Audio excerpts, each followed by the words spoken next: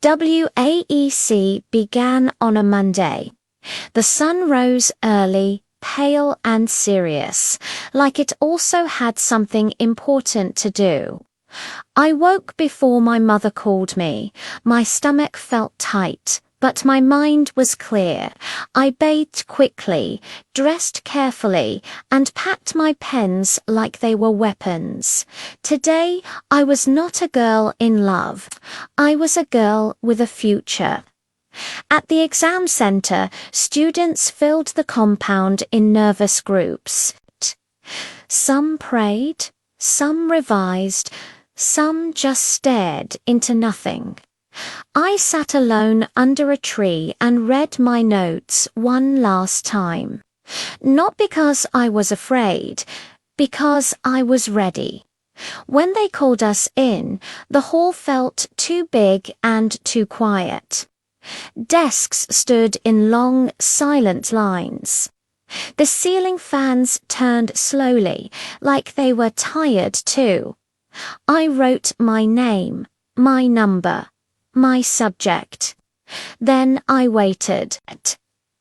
As the invigilator dropped the question papers on my desk, my heart beat once, hard and steady. I picked up my pen. The first question smiled at me. I answered it. The second one challenged me. I fought back. The third one reminded me of something Mr. Adebayo once taught. I paused for a moment. Then I smiled. Not for him, for me, because his voice no longer owned that memory. I didn't. I wrote and wrote until my hand hurt and my mind felt empty in a good, satisfying way. When the final bell rang, I stood up slowly. I had given it my best. Outside, Zainab ran to me, her face anxious. "How was it?" she asked. "I did not fear it," I said. "I faced it." She hugged me tight. That afternoon, walking home, I looked at the road differently. This road was not just taking me home, it was taking me forward. That night, as I lay on my mat, I thought about the city, not like a dream, like a plan. I imagined tall buildings, busy roads, and people who did not know my past. People who would only know the girl I was becoming. I wanted to work. I wanted to learn more. I wanted to send money home so my mother could rest more and worry less. I did not imagine him there. Not anymore. He had finished his part in my story. I thanked him quietly in my heart, not for love, but for awakening me. The next papers came. Day after day, I went into that hall strong and came out feeling honest. Some subjects were hard. Some were kind. But each time, I left knowing I had tried my best. On the last day, when we dropped our final scripts, students shouted and danced.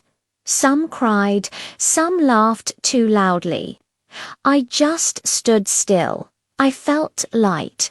Not because everything was perfect, but because I had finished something important.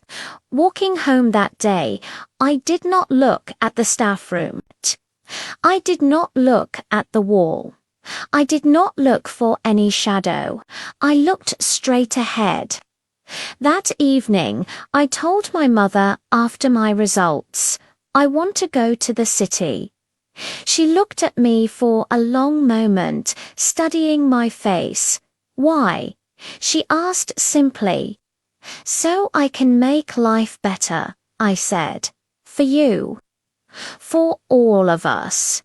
She nodded slowly. Then go and be strong. That night, as I closed my eyes, I felt no ache for him, no longing, No waiting, just a quiet fire inside me, steady and new. And one truth held me as I slept. Some loves teach you how to feel, but some choices teach you how to live. To be continued. Thanks for watching, and don't forget to subscribe for the next episode.